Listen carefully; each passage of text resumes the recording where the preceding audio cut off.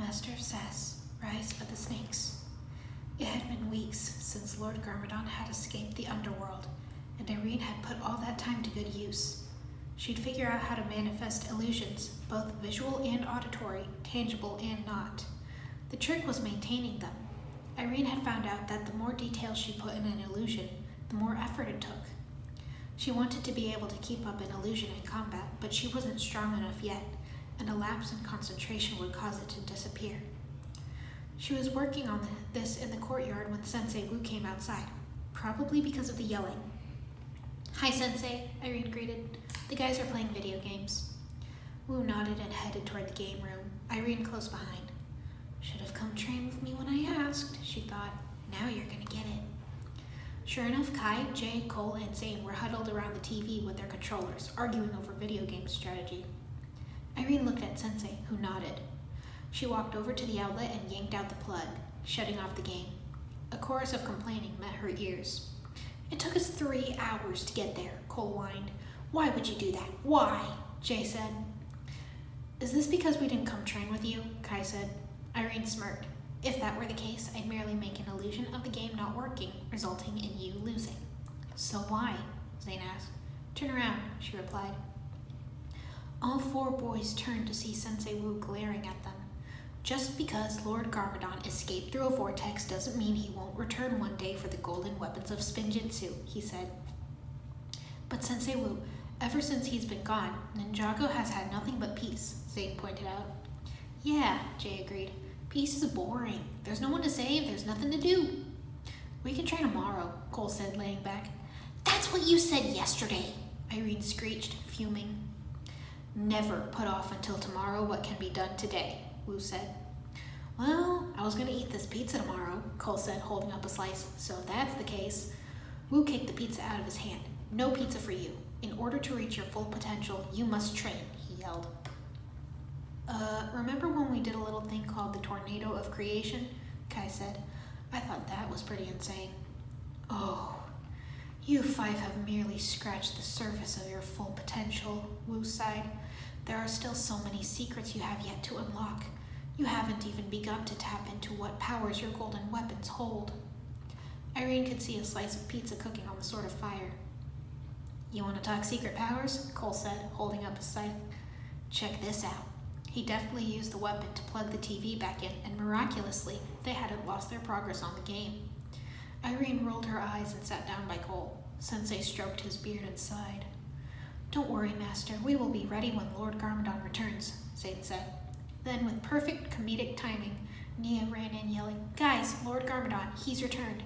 He was spotted approaching Jamanakai village." Irene leaped to her feet as the boys scrambled around for their weapons. She snorted at the irony of the situation. Nia handed Jay's nunchucks to him, and he started to stammer a thank you, but Nia just told him, "Hurry!" They ran down to the stable and mounted the dragons. Rocky was pretty much both Cole's and Irene's dragon, and they would always fly together, taking turns with the reins. It was Cole's turn now. "Can I help?" Nia asked her brother. "Sorry, sis. Where we go, danger abounds. This is a job for the ninja," Kai replied. He tried to grab the reins, but couldn't quite reach. A little help?" He chuckled nervously. Nia handed the reins to him. The dragons took off for Jamanakai village. Irene threw her hands up and whooped. "This never gets old." Cole laughed. "I'm with you on that, little sister." "You guys believe what Sensei said about unlocking our full potential?" Kai asked. "He may be onto something," Jay answered. "I mean, since we've got these golden weapons, it's not like we've ever had to use them. I wonder what they do." "Whatever your nunchucks do, Jay, I bet it's shocking," Irene sassed, and everyone groaned at the lame pun. "I, for one, look forward to the future," Zane said. "If there is more for us to accomplish, let it be." "Don't know about you, but is anyone else a little excited about battling Lord Garmadon?" Cole asked. "I've been looking forward to trying out new Spinjitzu moves. Could be the perfect opportunity." Irene gaped at him. "You've been putting off training for video games," she reminded. "What new moves did you come up with? The leftover cake?" "Oh, ha ha," Cole said. "Keep sassing me like that and you're gonna walk home." "Rocky wouldn't let that happen, would you, boy?" Irene cooed to the Earth Dragon, petting him. Rocky purred. "Racy there," Jay called, and they accelerated. They soon came upon the village and Kai yelled, "First ninja there wins." They all touched down at the same time and started arguing over who was first. "Shut your cake holes, guys. There's a bad guy to fight," Irene reminded them as screams could be heard from the village. People were running inside and shutting all the doors and windows. The ninja readied their weapons and spotted Garmadon's shadow. But something felt off about it to Irene. She heard maniacal laughter and Kai said, "Stay sharp, fellas, and whatever happens, never let your guard down." Irene immediately sheathed her sais. Cole looked at her funny and she just shrugged. Then Garmadon came into view, but it wasn't the Garmadon they were expecting. "I'm Lloyd Garmadon," the little boy yelled. He jumped up on the fountain. "I demand all the candy in town or else." "Lloyd Garmadon?" Jay said in confusion. "I thought we were going to face Lord Garmadon." "It's his son," Cole said. "Looks like he escaped from his boarding school for bad boys again." He sighed, "And to think we could have been doing spinjitzu already." The guy started towards the fountain. "Be gentle with him, he's just a kid," Irene warned. Give me your candy or else I'll release a serpentine on you," Lloyd shouted as annoyed villagers came toward him. He pulled out a can of rubber snakes and opened it, the slithery-looking things flying everywhere. The villagers responded by throwing vegetables at the kid. "Hey, I asked for candy, not vegetables. I hate vegetables," he whined. "He's gonna have to do a lot better than using an old bedtime story to scare people," Kai said as he picked up a rubber snake and sent it flying. "The serpentine are real, Kai. They are not something to joke about," Zane said. "Serpentine? Real?" Kai scoffed. "We're talking about the ancient race of snake people who once ruled Ninjago and were supposedly locked underground. Sealed in 5 different tombs to separate the warring tribes and ensure they don't unify to exact their revenge upon those who put them there," Jay said nervously. "Someone's done their homework," Irene commented. She'd had a great fascination with the stories of the serpentine when she was younger. "It was an old wives' tale to teach kids not to poke our noses where they don't belong," Kai argued. "Don't you think it's a little suspicious no one's ever found one of their tombs?" Irene tuned out their arguments and focused on Lloyd. She sensed fear in him. The guys were walking towards him, so she used a simple illusion to hide Lloyd, while simultaneously manifesting a tangible, fully detailed illusion that looked and sounded exactly like the little brat.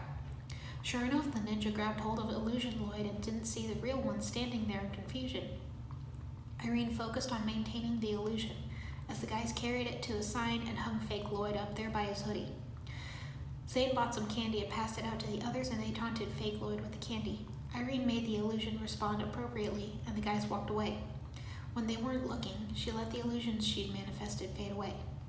Irene then ran to Lloyd and took her hood off. Lloyd was still very confused as to what had just happened. "Hey, kiddo," Irene said softly as she knelt to his eye level. "Are you okay?" "What just happened?" Lloyd asked. "Who are you?" Irene began to clean off the vegetable guts still clinging to his hoodie. "My name is Irene. I'm a ninja and the master of illusion. What my friends tried to do to you was really mean, so I tricked them by making an illusion of you." "Why do you have different colored eyes?" Lloyd blurted. Irene snickered as she stood. "That's just how I am. Like how you have green eyes, mine are mismatched," she replied. "Come on, I'll buy you some candy." She held her hand out to him. Lloyd took it, and she bought him a bag of sweets. "There you go. Now stay out of trouble," she warned. She heard Cole yell her name. "I gotta go. If you need anything, come find me, okay?" Lloyd nodded. "Thanks for the candy," he mumbled. Irene smiled at him and ran toward the dragons. She saw them huddled around a scroll. "What's this?" she asked.